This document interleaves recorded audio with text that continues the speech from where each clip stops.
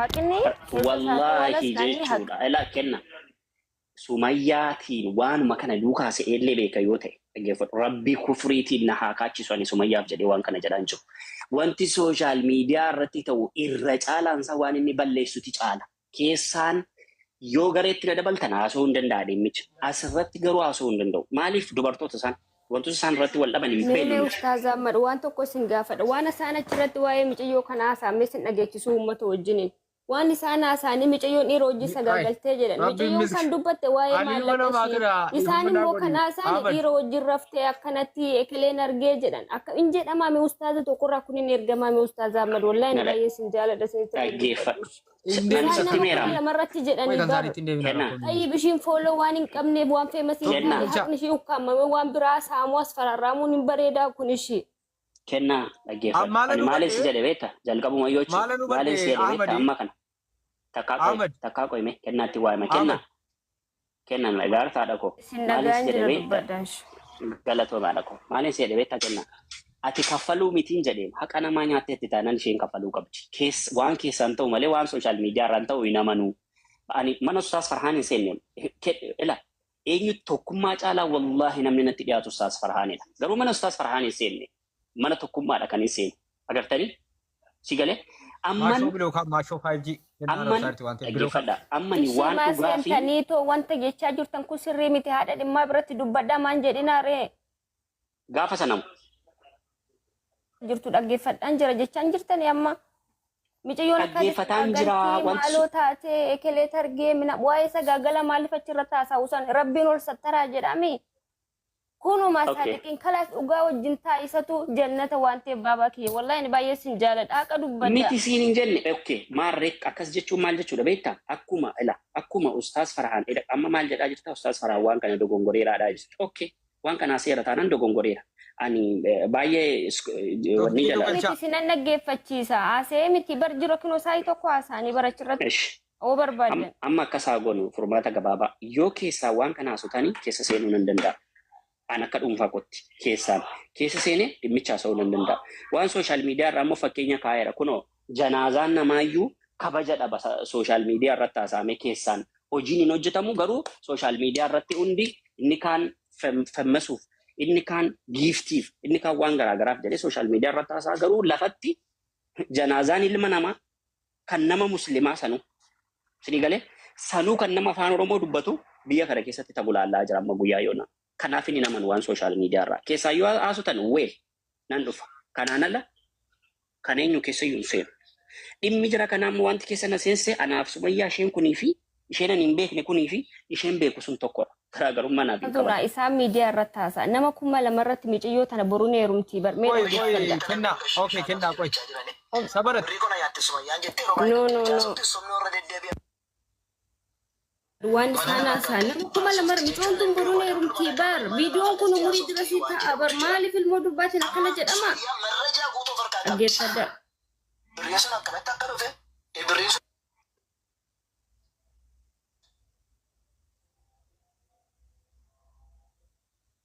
Mute Rita.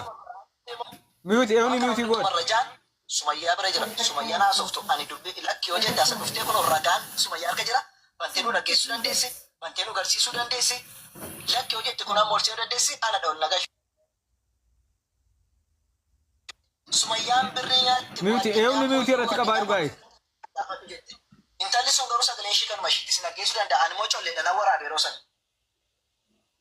Sagalee ishii achirraa sitti haasoftii achasi kiyaasee jedheen. Akka bu'aa addunyaa ishiitti naanaasoo ta'an sagalee isheen beeku asilan dhugaa dubbatuudhaaf. Ergasiin sumayyaadhaan namni wayii naanaasee jira waa'ee kanaa birrii maaliiti ati maaliif waan kana ofirraan dhaabdu jedhee sumayyaa dhufee horee jennaan isti sagalee na dhaggeessite gaafa sagalee dhaggeessu ishumadhaan an jette sumayyaan. Ishumattuu sagalee shachi butee irraa fagaatee silkiirra naanaasa. Yeroo sanas maali jedhee siin gaafadha jedhee sumayyaa dhufee siin gaafanneen. Birrii mucaa kana akkam goote maaliif ofirraan dhaabdu jedhee si gaafadhee yoo ragaa qabatte ragaatti kennitti agarsiisi mucaa kana. Dubbatuun isaanii gaarii miti siin jedhee si gaafannaan ishinaan jettee nama siin haasee sana waraabeera jennaan sagalee dhaggeessinaa hin jenne. Ti dhaggeessee jennaan ishumala sagalee naan jettee mee. Ole eeywa. Kanaafuu dhuftee naan dubbattee naan ishumaleetti kiyyadhee waa wajjin haasee hunda dheera. Ani intalli sun akka nama gaariidhaa miti. Nan beekaani. Kana dura akkas nu gootee jirti bakka tokko hin ittiin dubbatu an birrii shatte fi nan gaafadha akkuma Sumayyaa nyaattetti taanaan. Sumayyaa akka kootti ilaali. Garuu ammoo mucaan sun ani jalaa kaasuun dide yeroo sanarraa kaasee akkas jedhee itti dubbadhe. Ani gaa ishumaan hin dubbataa jira. Waddeenyaatti ishiin siree gaariin. Maariyamaanis ni jirti. Dhuftee kaatee bakka si gaggeessu. Nagaraa. Jedhee ishumatti edaa likki ishii himaa ture yeroo sana. Kazaan heerumuu barbaadaan aan jette akkuma isiniin jette. Nama akkamitti jennaan mucaan ammanuu birrii na gaafata. Dura wal beeknaa isatti heerumuu fedhaan aan jette. Amma ammaan birrii si gaafate biroo akkamitti si jiraachisaan jeen. Kazaan bakka ofirraan isa manaa tokkummaa yoo kennaa kana dhiisiste tokkummaa dhiisee kennaa laale. Kazaan xalahaan ergasanii shakkee ka'ee. Kanaafaa yoo jiraatan suluu galanii. Xalahaa yoo jiraate gashee. Sagaleen dheeraa. Tokkummaa waa'ee fuudha feerumaa dhiistaniif waa'ee. Qarraanuun kanatti kennaa irratti sagalee qabi waa'ee fuudha feeruma ishee dhiistanii waa'ee maallaqaan dubbatu. Kennaa waan tokko Koi. Waan dhugaatii koo walitti kennaa qo'an tokko. Ol deebi'ee wajjin bulee gaafa wajjin bulee. Kennaadhaan waan argani dhiisi kun wal loliinsa dhiisi jedhiin kennaadhaan. Kennaa na dhaggeeffadhu. Okay, galatooma. Oofee masan taane yoo namni sin jaallate dhugaan qabdu. Miliyoona tokko maan nyaatamne dhugaan qabdu. Jechuun firi jedhamtee as waraarraamuu malee namni wayii si bebbeeka yoo ta'e bakka dhugaan namni sin beeku yoo ta'e ati bakka namaa walitti keenya yoo taate hin qabdu taanaan ati maa miliyoona tokko nyaatamne ati ilmoo namaa miti jechuudha. Kanuma kan mul'ataa jiru bara. Kanuma kan mul'ataa jiru namaa walitti qabdaa haqa kee namni falmuuf akka mirga kee geessi gaafachuu fi dirqama namaa wal beekuu qabdaa jechuudha. Feemisii ta'uu qabdaa jechuudha. Nama naa gatiin kaffalchiisa waan kana amada dubbatu waadaa qabu. Wallaahi inni kun bahu taanaan gatiin kaffalchiisa waadaa qabu. Ayyee waan arrabsin amaanaadha waan arrabsin kananii waan dubbatte barmaajjechaa jiru. Ustaazaan barmaajjechaa jiran. Keessammaan xumurina isaan bar jalqabaa walii garanii diraamaa kana qopheessan. An Ustaaz Farhaan bakka biyya kana jira bar walitti dhufeenya qabnaa bar. Isaan beeka garuu haqa arabni boru gaafatama. No, amma kennaa dhiise. Dhaga'i of eeggannoo barbaada waa gaafa dubbatan baay'ee of eeggachuu barbaada. Angatii akkan itti kaffalchiisuun beeka. Faraaniin maaltu nageessana? Faraaniin maaltu walitti nu buusama? Akkatti deemnu beekuu danda'u qabna. Dhugaadhaan malee immoo sobarra keenyaan hin milkoomnu. Milkiin hin jiru. Soba dubbatta taanaan anillee soban dubbadha taanaan inuma dubbanna malee milkiin hin jiru beekamaadha. Garuuti ilaalcha ilaallee ammallee waamichan goonaa fi Sumayyaarra maallaqni jira dhowwatte irra jira dhowwatte taanaan wallaahi gatii kaffalti naamana an tokkummaa miti gaafata irra jira yoo dhowwatte ta'e gatii itti kaffalti. Maallaqa sanaa ol gatii itti kaffalti kana waliin ilaallataa kan ilaallu ta'a kanani ila amaanaadha waan arrabsini. Afaan illee badini waan jette jedhe. Ayyaa mataarra nu jirtu wallaahi ulfaadhaa galatooma. Ammaa sini mana irraabsu baral tokko narkaa arrabni shatattiidhaan jettu wallaahi sitatnu. Kan hin jedhu ani jara keenya amma dubbii walii gadi hin fuudhina. Dubbiin Ustaaz Ahmad isas keessa jirtu mataarra nu jirtu. Amma dubbii walii gafuuchuu dhiisaa Ustaaz Farhaan akkana ta'e kan birrii fuudhee daxiroodha. Kan himmate dhufee daxiroodha. Ustaazuma bar bakka wanti ni akkasii xixiqqaa akkasii wanti dhaabu hin jiru. Suma dhugaa dubbanne wallaahi ustaazni kabajaadha. Ustaazni ija keenya ifaa keenya jechuudha. Nu warra waa jala deemee nuti jararraa waa baranne jechuudha. Isinii galee wallaahi. Ustaazni bakka akkasii keessatti okkee keessaan yoo waan dubbatamu waan sirreeffatamu ta'e okkee. Garuu immoo dubbii dhoskuudhaaf fakkeenyaaf namni sun waan beekamtii qabuudhaaf waan nimmoo fakkeenyaaf namucaasiin hatamte kun hin beekamne yookaan feemasiin taaneedhaaf. Dubbii irra diddibuun kun yaani sitatnu akka hasaaba kootitti dhiifama nurraa ta'a wallaahi. Sitatiidha jechuudha. Amma fakkeenyaaf Ustaazaa Masila dhiifama nurraa ta'a bakka jarri lamman jiran nutti jedhanii turan. Amma mucaasiin hatamte kun Sumayyaa iyya amboo lidimoo iyya maarree lidiyedha. Daxiroonni sun waamamee akkamiin dhiyaatin asitti. Inshallah mana tokkummaas ta'uu baatu Ustaazaa Madillee mana bananu amma fakkeenyaaf. Achirratti mucaasiin kun isin dhufti mucaasiin sun isin dhufti dhugaan hin ba'a jechuudha. Mudir qama mana tokkummaatti miti jechuudha. Inshallah mana Ustaaz Farhaanis haa ta'u bakka fedhe haa ta'u jechuudha rakkoon qabu. Amma shayii haqqii namaa ba'uudha yaani. Dirqama mana tokkummaa miti yaani. Arra fakkeenyaaf duraan mana Ustaaz Farhaanitti hanni matamaan turre yaani. Wanna mucaan dhayxee Ustaaz Farhaanitti battuufis hin jiru. Dhugaa dubbachuuf. Asumatti inni guddaanis karooftichi guddaanis xiqqaanis untinicha xalxal godhe asumatti dhufee himata. Muddattiroon teessuma kasalaas kanumaaf dhufee asitti mate jechuudha. Dhumatti. namni immoo dubbiin kun na dhibee ofitti fuudhee mana ofii banee daxxiroo sana suwaamee isa kana suwaamee dhugaa baasuudha akkasan isa malee kanuma. Waalaikum assalam. Amma irra deebinee jenna. Ilaa ani abbaa fedhe ilaa abbaa fedhe yoo ta'e yoo dhugaa qabaate malee amma irra deebi'een jedha. Dhugaa nama awwaaltee arrasitti fakkaachuu danda'a. Amma mucaanii kanan argee firan qabdu mucaan balleeffamaa jirti jechuudha. Haqni si gatiin itti kaffala wajjiniin immoo jechuudha. Mirkaneeffadhee nan eega guyyaa nan eega gatiin itti kaffalan immoo wajjiniin. Arrabaan osoo hin taane yookaan waadholee osoo hin taane mucaa kanaa waliin eegneeti kun osuma yaanii onlaayinii cufatte jechuudha. Sigalee eegan sagalee koo barreeffama koo laaltee akkas jedhee isheen mataa ishee warra abdii usee maallaqa namaa nyaattee itti fidaa turte irra narraa kaasuu dhiisuun tokko. Isa dhugaa dubbachuu wallahi laazumoonni akkasii dhugaa dubbachuu kun akkasii yoo mana ta'e amma amma liqiin nama akka rifeensa mataatti narra jira amma hannasa viizaatu hin taane liqiidha jechuudha paaspoortii qaama haaraa wayitiin dhufee liqiin nama mataa na bahe. Amma yoo namni dhufee asitti na himate laazima dhufee malsii kennuun qabaan saxaallochuun qaba jechuudha wallahi laazima. Sitatnoo baduun ta'u. Ani laal mi Amadi waan hafetta guutu Amadi waa gaafadha wanni waa dubbate carraa wayii kenninaaf Amadi. Ani jaarsummaan dubbadhu akka kootti inni dubbadhu an jaarsummaan dubbadhu Amadi ijoollee kana walitti fideen karaa keessoo dubbadhee fixaa yoo jedhe carraa nan kennaaf. Namni ta'uu qabu laal ammallee wannan jedhu ila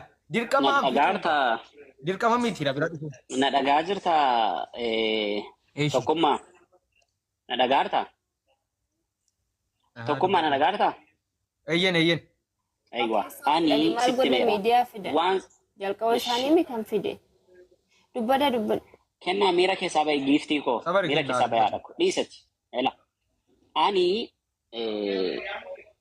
akkan wantin amanu waan lafarraa malee waan miidiyaarraa nama noo dheesitti beera mana Ustaaz Farhaanittis yoo ta'e ani akka dhuunfaa kootti seenee ati kana balleessiti sana balleessiti jedhee haasoo natti hin tolu maaliif na jedhe dhimma isaanii kana keessa dhimmi biraa jiraachuu danda'a. Sigalaara dhimmi biraa jiraachuu danda'a. Kun akka yaada yookaan aqiidaa qoodachuu barbaade. Kan akkasi sababiin ila haasaa kennaa viidiyoo ishee nama waraabde kana keessa jecha tokkoon fudhadha. Maal jedhee Ustaaz Farhaan jechuudha. Dhuftee keessaan na dubbistee jennaan ani sagalee waraabee. Sigalee ani sagalee waraabee Sumayyi siin gaafanne Sumayya jedhee gaafata. Maa birrii ishee kana yoo fuutettee kenniifi. Jadi sin gaafanne naan na gaafatteetta. Kana keessa maaltu jira? Dubbiin bakka kanadha. Ela intalli kun dhattee Ustaaz Farhaaniin itti mattee jechuudha. Eenyu obboleettiin keenya Sumayyaa Amboo kun bakka kana wanti jiru jechuudha. Sigalee itti himatteetti jechuudha. Sumayyaan gaafa sana dhattee laayivii sana irratti hin dhiyaatin. Isa kana dubbii dheeressaa ooluu waa tokko faayidaan qabu keessaan lakkoomsa koo boonii irraa fudhadhu. Lakkoomsa koo kennaa irraa fudhadhu. Bilbilli koo kallattiin hojjeta waasaappiin hojjeta miskoolii naa goote naan sii deebisa bilbila kallattii dhageesse miskoolii qof miidiyaa irratti xumuraa jettee baruu dhagaan jira garuu yaadan qaba ilaa ammas akeekkachiisa bira Sumayyaa Tasfaayii viidiyoo nas waraabee viidiyoo qullaan na bira jiraafaa jetti jedhanii nas waraabee gaafa allayyaa nama buusuu nama tuttuqa nan beeka amma hin jarjarru gaafa kaatti dubbannu miidhaa booda dhufu hin beeku abbaan. Waan booda bagamee keessaa bahuu rakkatu hin beeku namni garuu suuta inni itti hin beeku. Amma viidiyoon faati ilmoo durbaati. Viidiyoo firkaa qabaatte illee viidiyoon faas faraarraata viidiyoo keenya lakkisaa akkas viidiyoo keenya harka jira qaama qullaa keenya harka jira akkas as faraarraatu jira waan jedhu natti himan jechuudha. Kana faayee mi'ati nama wallaalaa wayii taate as faraarraatamu maallaqa hin kennu wati irratti miidiyaa irratti dubbatte viidiyoo kee akkas gallakkisa hin eegamu jechuudha. Amma fakkeenyaaf kana gallakkisuu dhiiftee utuu achi eenyu rukutte chaappaa mucaannaa waliin taanaan amma dhumaatti deemna garuu Amadii keessaan hafixu ani ittiin makadhu jaarsummaa fakkeenyaaf xumuratan malee itti makachuu miti ittiin makadhu jechuun dallansuu miti tarii yaadni kun namaa ta'uu dhiisuu danda'a kennaan kunooti booniyyeen kunooti Amadii illee dabalattanii nama siinaafa dubbatu jetti nama waa'ee viizaa sana beeku jechuun viizaa baaseeraanii afaan Oromoo miti. Ergeeraadha afaan kan nuti barbaadnu inni baafame suni gubachuu danda'a gubachuu dhiisuu danda'a rabbitu beeka garuu mucaa sana ergameera moo hin ergamne tikkeettiin murame sun mucaadhaa ergameera moo hin ergamne yeroo sanatti eegan ergamne ta'e meerra gubataansaa yoo gubataansaa hin jiru hin ergamne ta'e rakkootu jira jechuudha namni leqixxeetti walitti dhufa gaafa jaartummaan dubbatamoo wanti biraa dhabame walirraa dubbachuun ilaal. Obboleetti keenya Sumayyaa asumaan dhaamsa sii dhaamna. Okay, tokko yaada bareedaadha qoy al tokko. Mucaan kuni haqa qabaachuu dandeessi dhabuu dandeessi akkaataa walii galtee isintu beeka. Garuu sodaachisamatti akkam si shakkee qaama kee qullaatu jira. Viidiyoo kee akkasiitu jira sagaagaltuudha akkasii kun jiraannaani likkii walitti himuun hin dhufa jechuudha. Asfaraaraan kun dhumna maallaqa kaffalamee kaa'amee si sagaagaltu fakkeenyaaf sagaagalummaan si yoo rabbi hin argine ani ati arguu dandeessa rabbitu beeka argitee dhiiftee rabbitu beeka. Mucaan sagaagaltuudha yoo jenne argineerraa akka jedhu kan argeeffan dhiisa san. Garuu dhimma biraati gubannaa biraati sun azaaba biraati sun. Mucaan qaama qullaana biraa qabda wati namatti gadan si lakkisaanii sunis azaaba biraati. Azaabuu of danda'a kan biraati sunis. Maallaqa koo kan keenya bira jiraaf hin jiru waan biraati jechuudha. Wal dhaba jechuudha as keessatti. Ammas waraarraa danuu kaasaa jirtan. Mucaan nama hedduu jala jantee mucaan baalageedha nama jala jantii qaama ishee qullaan nurka jira. Kuni siistemaa hannaati jechuudha. Hattuu inni sitti himna gaafa kun ka'ee booda walitti himna. Amma afaan hin bannu afaan hin cabnu booda gatii kaffalchiisuun nufe gara gatii wal kaffalchiisuutti deemna jechuudha. Ilaa dubbiin kaanaani in ulfaata.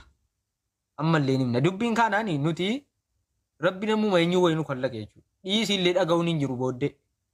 Maal fiddaa jedhama namni yeroo hedduu namni kan nu waliin atakaarotti seenanii salphatan maal fiddaa jedhu. Nagaroon kenninaaf garuu maal fiddaa amaan jennuun nagaroo kenninaaf malee jechuudha. Maal fiddaa finnee agarsiifna waan ta'eef waan dhufu jechuudha. Miidhamta Sumayyaa maallaqni sirra jira taanaan kaffale sirra hin jiru taanaan bakka siin jirtutti itti dhiyaadhuuti kana godhee ragaa qabatamaa waliin waan ragaa hin qabne sii kenneera hin jedhin waan ragaa hin qabne sii godheera hin jedhin viidiyoon ati dhalaadha. Wamati qabdi waan sirraa addaan qabdu viidiyoon asfaraaraa keessaa bahi habiibti. Asfaraaraa keessaa bahi oollee ofirkaa qabaatte rabbitu beekaa ofirkaa qabaattee kee. Asfaraaraa keessaa bahi. Qaruutti dhiifama waa tokkoon jedha. Amma buufanillee. Amma dubbiin bareedaa ta'e ergaa Ustaazaa Ahmad keessaan fuunaa keessaan fixan jedhanii mucaanis nama bakka buufattu Ustaazaa Ahmad akkan xiqqoo laalutti gara Sumayyaa Tasfaayee cunqursuu jiru. Mucaanis nama siidhaa dubbatu bakka buufattu sagara viidiyoo immoo daxiroon teessuma kasalaa hariimmi seenjara keessatti baf godhaa bulatuma kan si jiraate wanti.